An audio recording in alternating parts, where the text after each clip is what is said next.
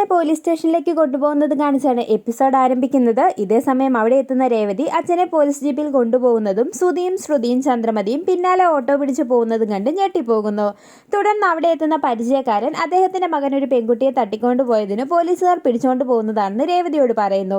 ഇത് കേട്ട് രേവതിക്ക് വിഷമമാവുകയും നേരെ പോലീസ് സ്റ്റേഷനിലേക്ക് പോവുകയും ചെയ്യുന്നു. പിന്നീട് പോലീസ് സ്റ്റേഷനിൽ എത്തുന്നതോടെ പോലീസുകാരന്റെ വിധം മാറുകയും ആ പെൺകുട്ടി എവിടെയുണ്ടെന്ന് പറയാതെ നിങ്ങളെ വിടാൻ പറ്റില്ലെന്നും പറയുന്നു. ഇത് കേട്ട് എല്ലാവരും ഞെട്ടിപ്പോകുന്നു.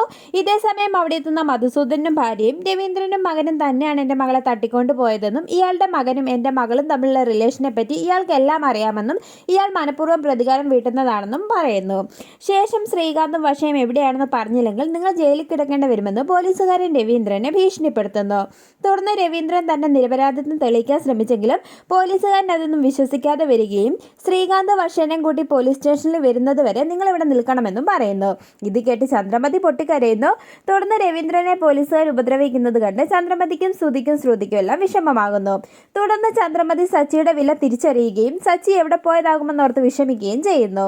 തുടർന്ന് ശ്രുതി വക്കീലിനെ ഏർപ്പാടാക്കാനായി പോകുന്നു. ഇതേസമയം രേവതി ശ്രീകാന്തിനെ വിളിച്ചെങ്കിലും ഫോൺ സ്വിച്ച് ഓഫ് ആണെന്ന് അറിയുന്നതോടെ രേവതിയുടെ ടെൻഷൻ കൂടുന്നു. തുടർന്ന് രേവതി സച്ചിയെ വിളിച്ച് അച്ഛനെ പോലീസുകാർ കൊണ്ടുപോയ വിവരം പറയുന്നു. ഇത് കേട്ട് സച്ചി ഞെട്ടിപ്പോകുന്നു. എന്നാൽ മുഴുവൻ കാര്യങ്ങളും പറയുന്നതിന് മുമ്പ് ഫോൺ കട്ടായി പോകുന്നു. ശേഷം രവീന്ദ്രനെ വിടണമെന്ന് പോലീസുകാരനോട് അപേക്ഷിക്കുന്ന ചന്ദ്രമതിയെ കാണിച്ച് എപ്പിസോഡ് അവസാനിക്കുന്നു.